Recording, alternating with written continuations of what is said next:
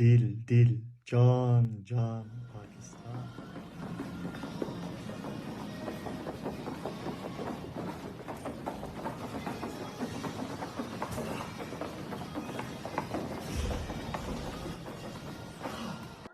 Ramazan bayramı sabahından bütün canlara selam olsun.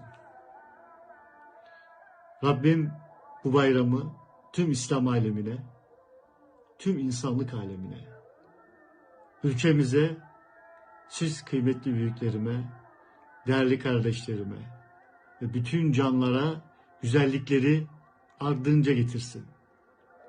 Hayırlı bayramlarınız olsun. Bu bayram kucaklaşmalara, el öpmelere ara veriyoruz. Covid-19'u hep beraber yeneceğiz. Happy Ramadan, Eid mübarek. Hayırlı bayramlar. Assalamu alaikum. Dil, can, Pakistan.